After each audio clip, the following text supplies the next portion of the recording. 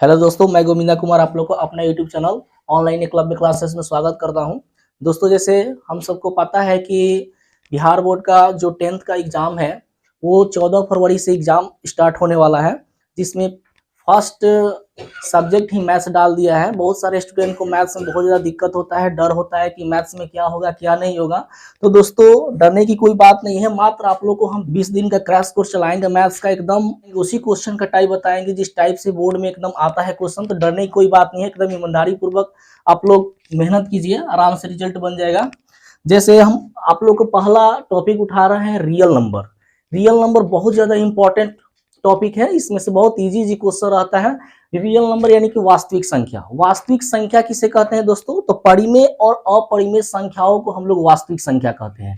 ठीक है, इसमें हम सब्जेक्टिव टाइप के क्वेश्चन आज बताएंगे कि किस टाइप का क्वेश्चन उसमें आता है। जैसे एक हम आप लोग को पहला बता रहे हैं, जैसे आता है यूक्लिड विभाजन एल्गोरिथम से, यूक्लिड विभाजन एल्गोरिथम से HCF निकालें। दोस्तों, ये जो क्वेश्चन है, इस टाइप का जो क्वेश्चन एकदम 100% श्योर है कि एकदम आना ही आना है।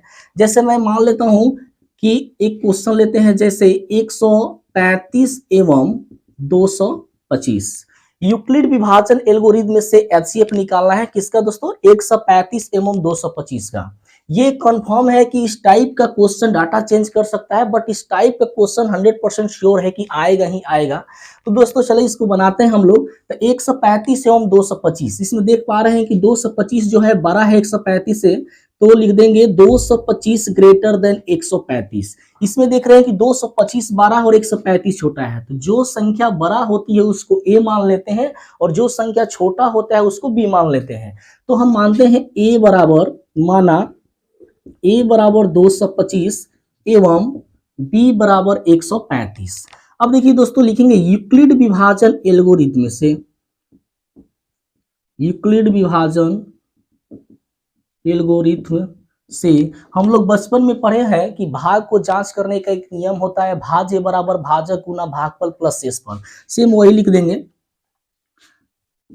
भाज्य बराबर भाजक गुना भागफल प्लस शेषफल। तो इसमें भाज्य जो होगा वो आप लोग का हो जाएगा 225, भाजक जो हो जाएगा वो हो जाएगा 135। अब हम क्या करेंगे, 135 से 225 में भाग देंगे, जस्ट बगल में ही आपको भाग देना है।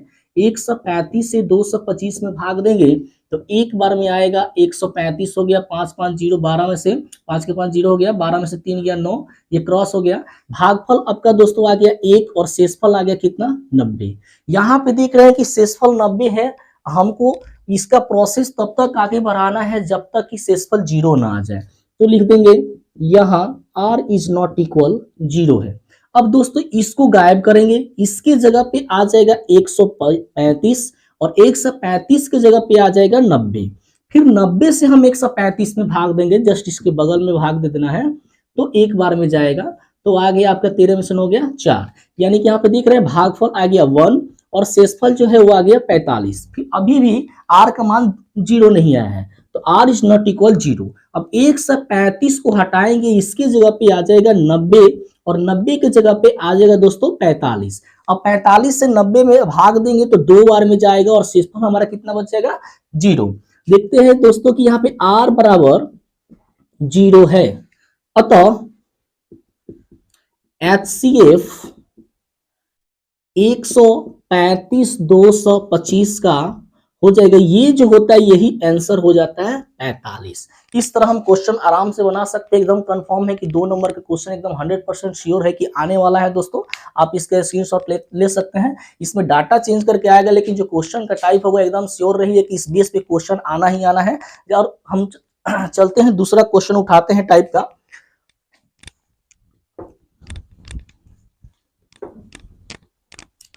दूसरा टाइप का दोस्तों हम क्वेश्चन ले लेते हैं। जैसे क्वेश्चन पूछ देता है, मान लेते हैं 0.3 पर बार दे देगा, कहेगा 0.3 को सरलतम रूप में लिखें।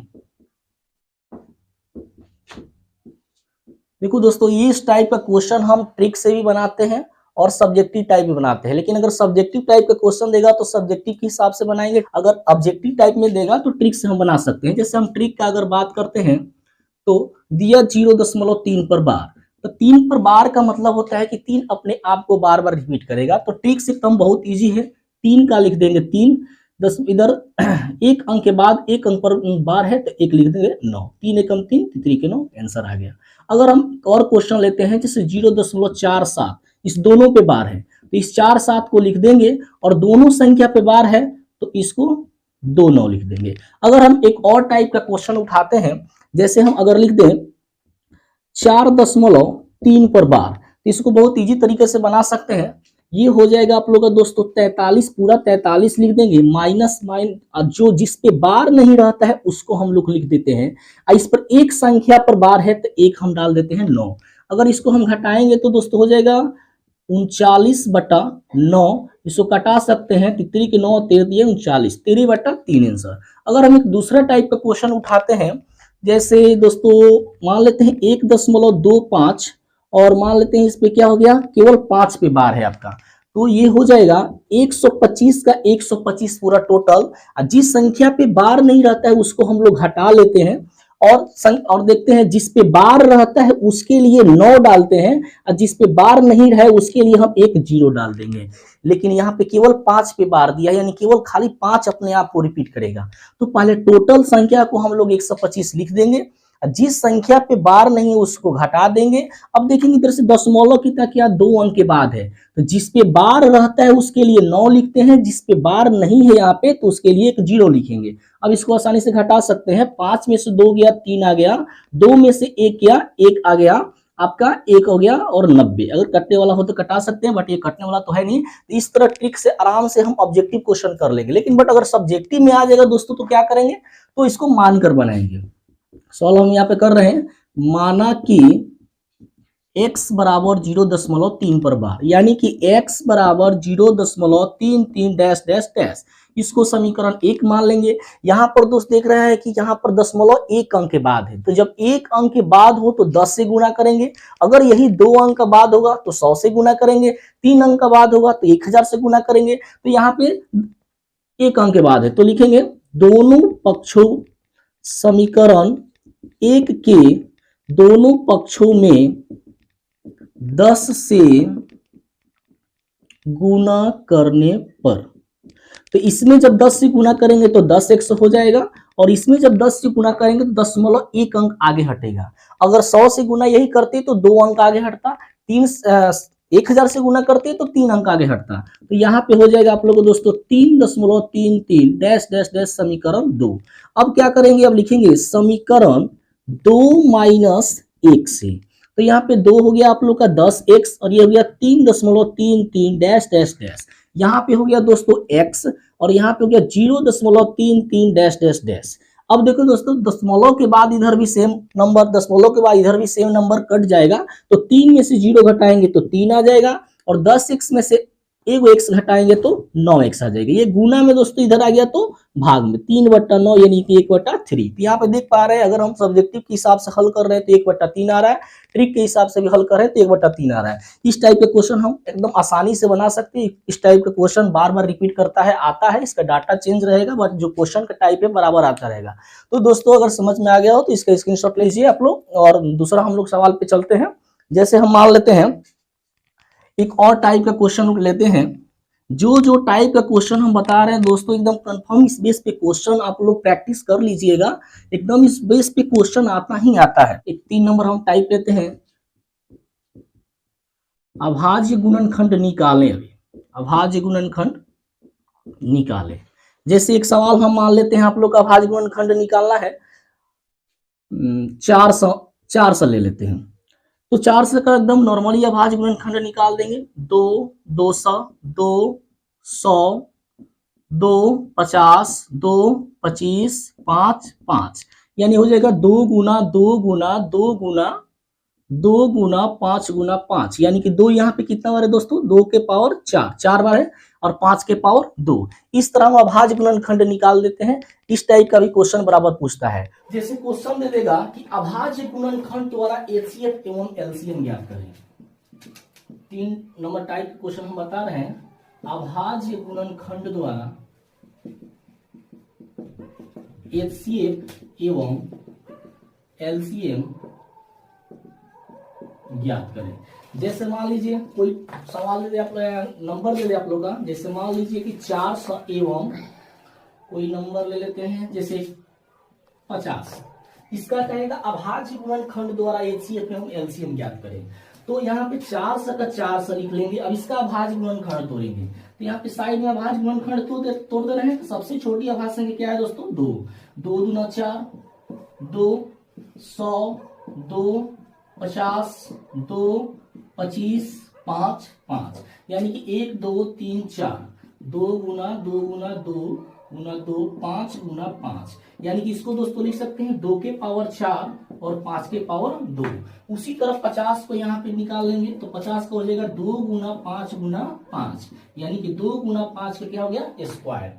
अब दोस्तों देखो, HCF कहता है कि जो दोनों में मैच कर रहा है, जिसका आधार बराबर है, उसका न्यूनतम घात को लेना है, न्यूनतम घात वाले संख्या को लेना है। जो मैच करेगा वो, जो नहीं मैच करेगा उससे कोई मतलब नहीं है। तो यहाँ पे दोस्तों देख पा रहे हैं कि यहाँ 2 का पावर 4 है, यहाँ पर 2 के पावर कुछ नहीं तो 1 है, यानी कि ये सबसे, इसमें दोनों मैच कर रहा है, लेकिन न्यूनतम घात वाला कौन सा है? केवल 2। यहाँ पर देख रहे हैं कि 5 के पावर 2 है, 5 के पावर 2 है, इसको ले लेंगे 5 के पावर 2, यानी कि 2 गुना 50 25, यानी कि इसका आंसर कितना आ जाएगा? 25 गुना 50, इसका HCF हो गया। अब LCM क्या कहता है? तो LCM कहता है कि जो दोनों में मैच करे उसकी अधिकतम घात को लेना है, और जो मैच नहीं करे उसको भी ले लेना है। तो इसमें देख रहे हैं कि 2 के पावर 4 है, यहाँ पे 2 है, तो इसमें अधिकतम घात कौन सा है? 2 के पावर 4। इसमें क्या है? सेम टू सेम है, तो 5 के पावर 2। अगर जो संख्या मैच नहीं करेगा उस संख्या को भी LCM में लेना है, और HCM में जो संख्या मैच करेगा उसके न्यूनतम घात को हमको लेना है। तो यहाँ पे 2 के पावर 4 है, तो ये हो जाएगा दोस्तों 16, ये हो जाएगा 25। 25 छक्का 150, जीरो हाथ में लगा 15, 25 से कम 25, 25 से 15 हो जाएगा दोस्त 40, यानी कि इस तरह इसका आंसर लिख सकते हैं। इस तरह भी क्वेश्चन 100% श्योर रहिए कि इस बेस पे क्वेश्चन पूछेगा, एकदम निश्चित है कि पूछेगा।